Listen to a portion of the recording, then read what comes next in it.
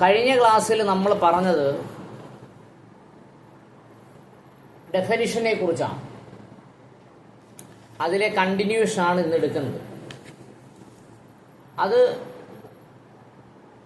ഒരേ വിഷയം മാത്രം കൈകാര്യം ചെയ്യുന്ന കോടതി എന്ന് ഒരു വാക്ക് SC/ST ആക്ടിൽ കൊടുത്തിട്ടുണ്ട്. ഒരേ വിഷയം മാത്രം കൈകാര്യം ചെയ്യുന്ന കോടതി എന്ന് പറഞ്ഞാൽ SC/ST നിയമത്തിലെ വകുപ്പ് 14 ഉപവകുപ്പ് 1 പ്രകാരം, പ്രധാന വകുപ്പ് 14 ഉപവകുപ്പ് 1 പ്രകാരം സ്ഥാപിക്കപ്പെട്ട പട്ടികജാതി വർഗ വിഭാഗങ്ങൾക്കെതിരെയുള്ള കുറ്റങ്ങൾ കൈകാര്യം ചെയ്യുന്ന കോടതി എന്നാണ് അർത്ഥം. എന്താ പറഞ്ഞത്? ഒരേ വിഷയം മാത്രം കൈകാര്യം ചെയ്യുന്ന കോടതി എന്ന് പറഞ്ഞാൽ SC/ST ആക്ടിൻ്റെ പരിധിയിൽപ്പെടുത്തി പട്ടികജാതി വർഗ പീഡന നിരോധന നിയമപ്രകാരമുള്ള കുറ്റങ്ങൾ മാത്രം കേൾക്കുന്ന കോടതി എന്നാണ് അർത്ഥം. മനസ്സിലായി കാണും പറഞ്ഞത്. ഓക്കെ, അടുത്തത് കാടിൻ്റെ അവകാശം, വനാവകാശം എന്ന് പറഞ്ഞാൽ പട്ടികവർഗങ്ങളും മറ്റും പരമ്പരാഗത വനവാസി അല്ലെങ്കിൽ കാടിൻ്റെ അവകാശി നിയമം 2006 പ്രകാരം, വനവാസി നിയമം 2006 പ്രകാരം എന്തൊക്കെയാണോ കാടിൻ്റെ അവകാശമെന്ന് പറഞ്ഞിട്ടുള്ളത് അതിനെയാണ് പട്ടികജാതി വർഗ പീഡന നിരോധന നിയമപ്രകാരം കാടിൻ്റെ അവകാശം എന്ന് പറയുന്നത്. ഇപ്പം നമ്മൾ പറയുന്നത് കുറ്റത്തിനെക്കുറിച്ചും ശിക്ഷയെക്കുറിച്ചുമല്ല, പട്ടികജാതി വർഗ പീഡന നിരോധന നിയമത്തിൽ പറഞ്ഞിരിക്കുന്ന വാക്കുകളെ വിശദീകരിക്കുകയാണ് ഇപ്പം ചെയ്യുന്നത്. അടുത്തത് തോട്ടിപ്പണി. തോട്ടിപ്പണി എന്ന് പറയുന്നത് നിങ്ങൾക്ക് അറിയാമല്ലോ. മാൻഹോൾ എന്ന് പറയുന്ന സിനിമയിൽ കണ്ടിട്ടുണ്ട് തോട്ടിപ്പണി. അല്ലെങ്കിൽ ആ സിനിമ യൂട്യൂബിലുണ്ടെങ്കിൽ മാൻഹോൾ എന്ന് പറഞ്ഞ സിനിമയൊന്ന് കാണണം. അതിൻ്റെ പ്രത്യേകത, അന്തർദേശീയ അവാർഡ് കിട്ടിയ സിനിമയാണ്. ദേശീയ അവാർഡോ സംസ്ഥാന അവാർഡോ കിട്ടിയിട്ടില്ല. വിദേശത്ത് നിന്ന് ഒരു അവാർഡ് കിട്ടി ഈ മാൻഹോൾ എന്ന് പറഞ്ഞ സിനിമ. അതിൻ്റെ പ്രത്യേകത, മാൻഹോൾ എന്ന് പറഞ്ഞ സിനിമയുടെ ഡയറക്ടർ ഒരു പട്ടികജാതിക്കാരിയാണ്. അതിൻ്റെ പണം ചെലവാക്കിയതും ഒരു പട്ടികജാതിക്കാരനാണ്. അതിൻ്റെ അഭിനേതാക്കളും മൊത്തവും പട്ടികജാതിക്കാരാണ്. തോട്ടിപ്പണി എന്നാൽ തോട്ടിപ്പണി നിർമ്മാർജ്ജനവും അവരുടെ പുനരധിവാസവും നിയമം 2013 പ്രകാരം എന്താണോ തോട്ടിപ്പണി എന്ന് പറഞ്ഞിരിക്കുന്നത് അതിനെയാണ് SC/ST ആക്ടിൽ തോട്ടിപ്പണി എന്ന് പറയുന്നത്. എന്തുകൊണ്ടാണ് ഒരു നിയമത്തിലെ വാക്കുകളെ വിശദീകരിക്കേണ്ട സാഹചര്യം വരുന്നത്? അപ്പോൾ ഒരു വാക്ക് മറ്റ് സ്ഥലങ്ങളിൽ പലതായി പറഞ്ഞിരിക്കാം. പക്ഷേ നിയമത്തിൻ്റെ ആവശ്യത്തിന് വേണ്ടി എന്താണോ തോട്ടിപ്പണി എന്ന് പറയുന്നത് അത് മാത്രമേ എന്താകുന്നുള്ളൂ, തോട്ടിപ്പണിയാകുന്നുള്ളൂ.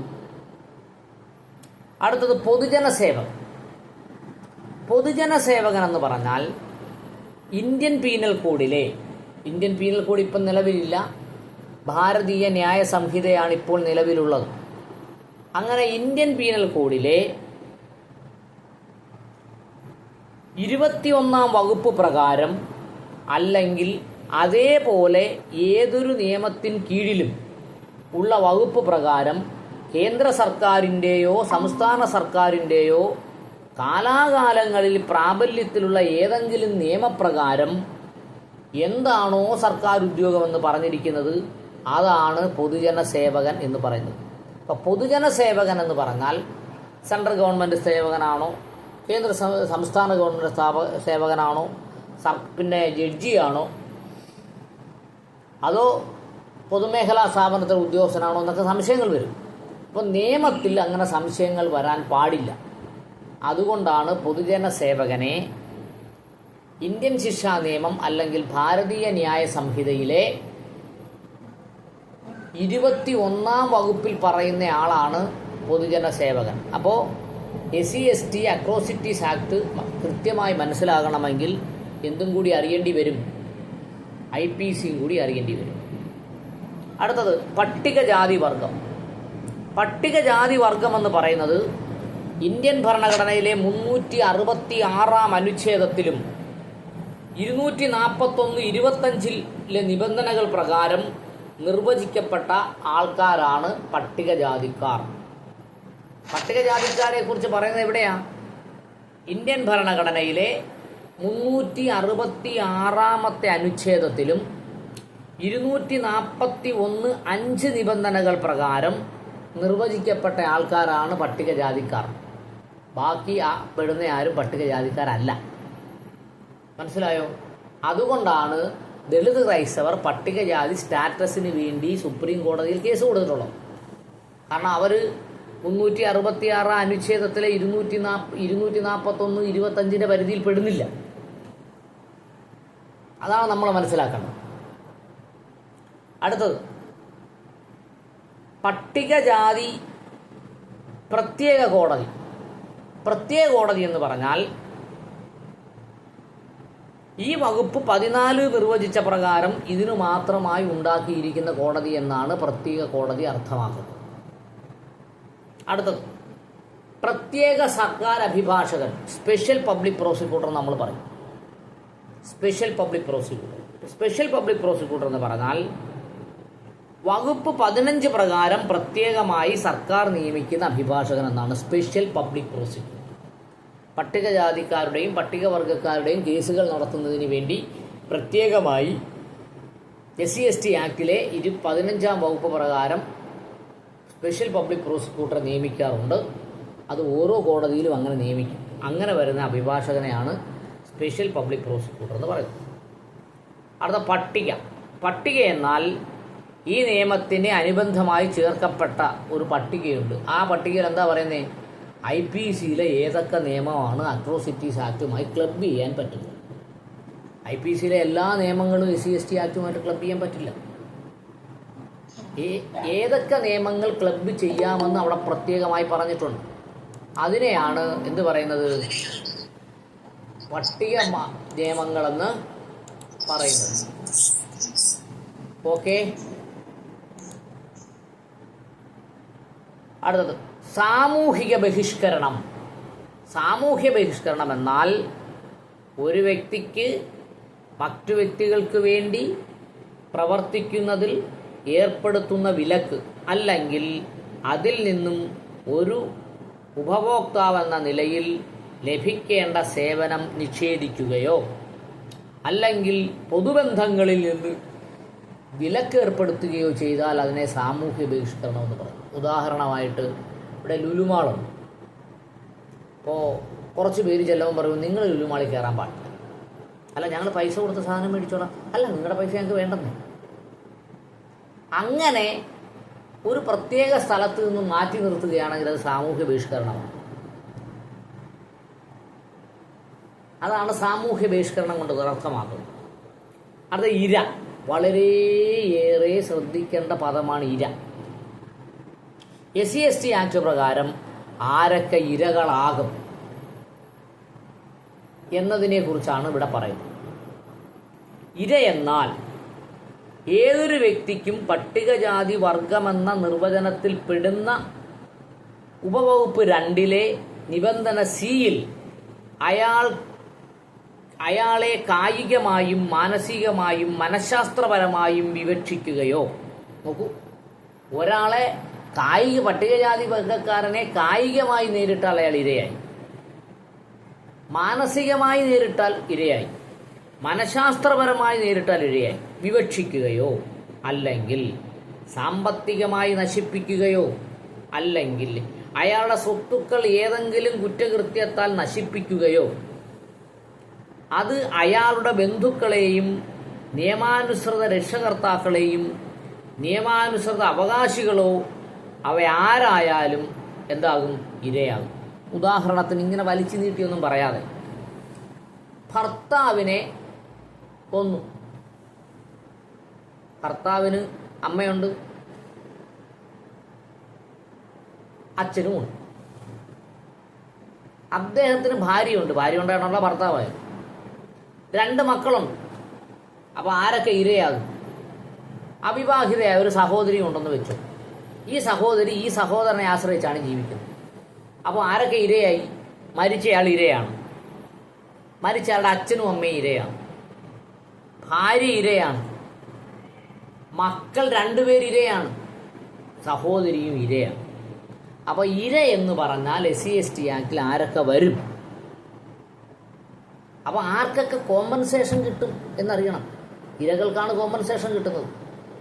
അപ്പോൾ ഇര എന്ന് പറയുന്ന നിർവചനത്തിന് പുറത്തു വന്നാൽ കോമ്പൻസേഷൻ കിട്ടത്തില്ല. നമ്മൾ കോമ്പൻസേഷൻ എത്ര കിട്ടും, ഏത് കുറ്റത്തിന് എത്ര രൂപ കോമ്പൻസേഷൻ കിട്ടുമെന്ന് നമ്മൾ പഠിപ്പിച്ചു. 1 ലക്ഷം രൂപ മുതൽ 8 ലക്ഷം രൂപ വരെ കോമ്പൻസേഷൻ കിട്ടും. ഓക്കെ, ഇതിനാ കോമ്പൻസേഷൻ തരുന്നേ? കേസ് നടത്താനാണ്.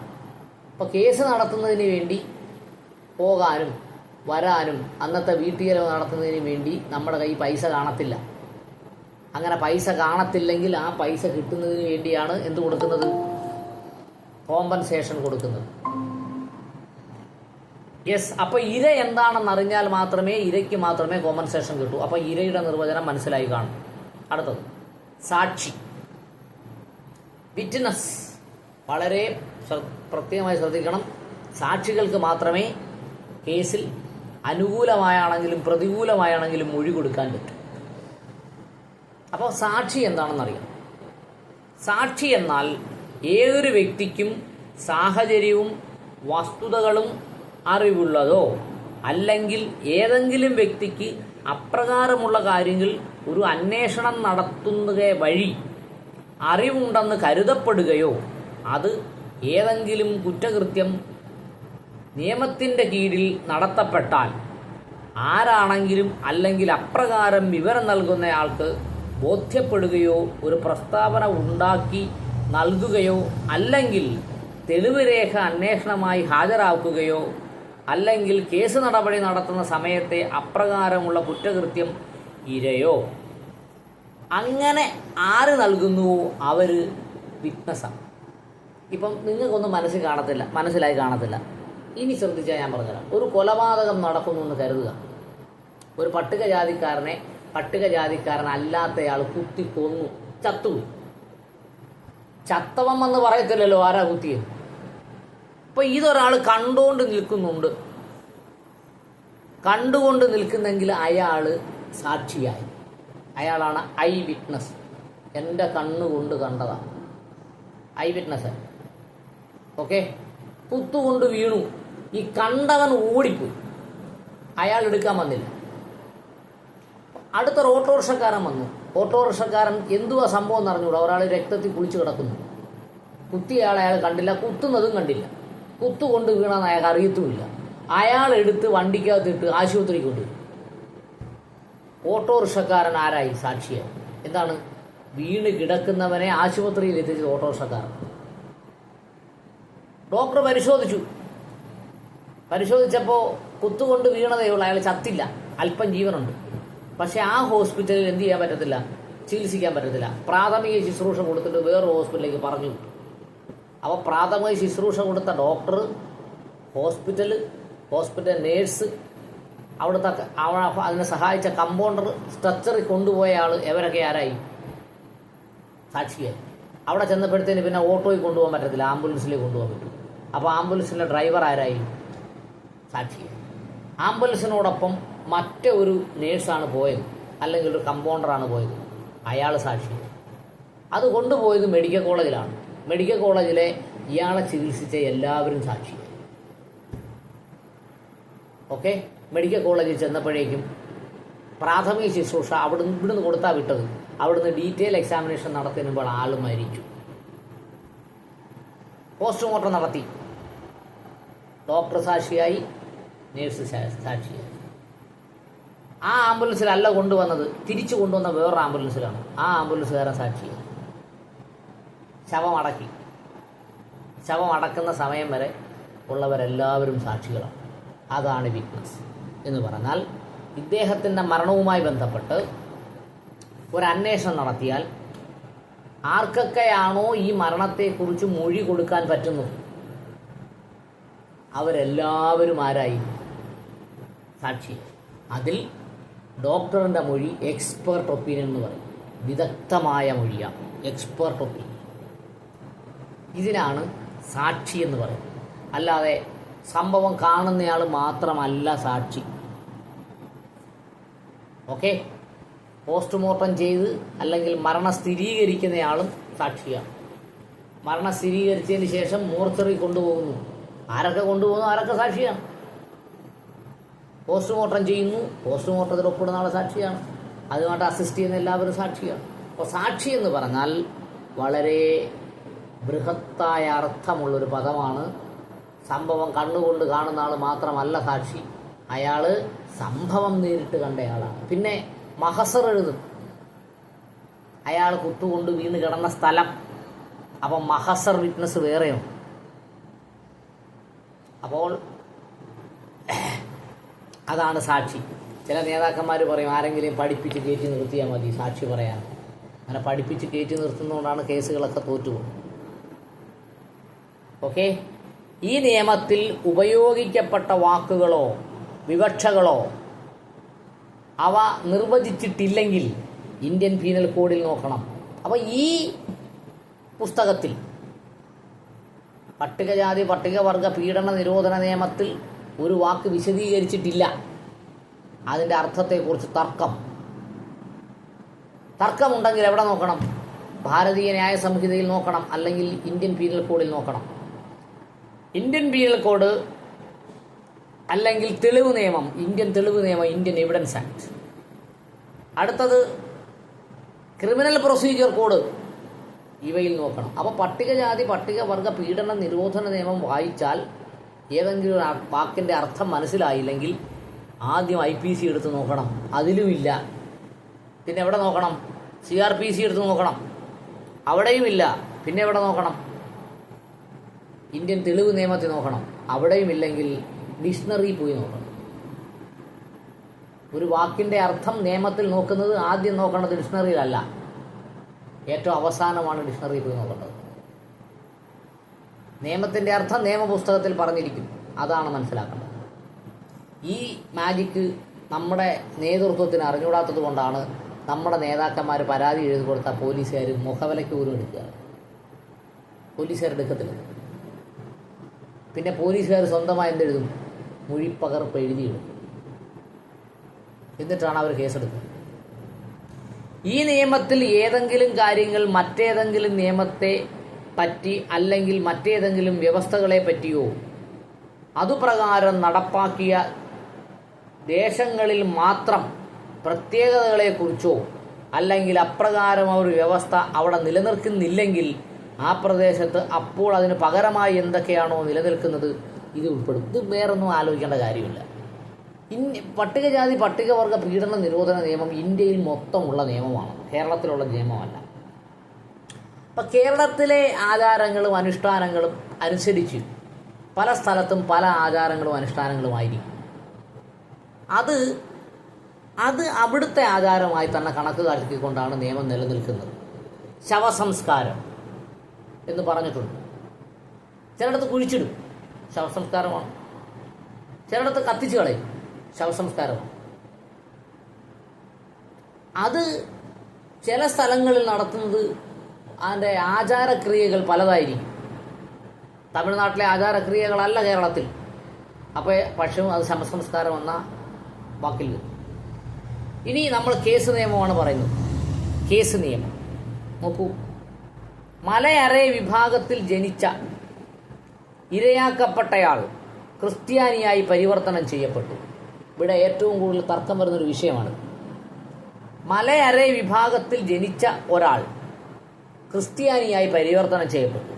മലയറേ ക്രിസ്ത്യാനിയായി മതപരിവർത്തനം ചെയ്യപ്പെട്ടവരെ പട്ടികവർഗ വിഭാഗമായി കണക്കാക്കുന്നതല്ല എന്ന് പറഞ്ഞാൽ അർത്ഥം എന്തുവാ? SC/ST ആക്ടിൻ്റെ പരിധിയിൽ അവർ പെടില്ല. വകുപ്പ് 3(9) പ്രകാരം കുറ്റപത്രം നൽകപ്പെട്ടത് നിലനിൽക്കുന്നതല്ല എന്ന് ചന്ദ്രമോഹനൻ കേസിൽ 1996 ആര് പറഞ്ഞിട്ടുണ്ട്? സുപ്രീം കോടതി പറഞ്ഞിട്ടുണ്ട്. അപ്പം മലയറേ വിഭാഗത്തിൽപ്പെട്ടവർ ദളിത് ക്രൈസ്തവരായാൽ ദളിത് ക്രൈസ്തവരുടെ ആനുകൂല്യം കിട്ടത്തില്ല, വാങ്ങുന്നവരുണ്ടാവും. പക്ഷേ SC/ST ആക്ട് പ്രകാരം കേസെടുത്താൽ നിൽക്കത്തില്ല, FIR റദ്ദാവും. മനസ്സിലായോ പറഞ്ഞത്? ഇത്രയും ഭാഗം നമ്മൾ അധ്യായം 1 കവർ ചെയ്തു. അതുകൊണ്ട് ഇന്ന് ഇവിടെ നിർത്തുകയാണ് ക്ലാസ്. 6 മിനിറ്റും കൂടി ബാക്കിയുണ്ടെങ്കിലും ക്ലാസ് ഇവിടെ നിർത്തുന്നു. നിങ്ങൾക്ക് എന്തെങ്കിലും ചോദിക്കാനോ പറയാനോ ഉണ്ടെങ്കിൽ പറയാം.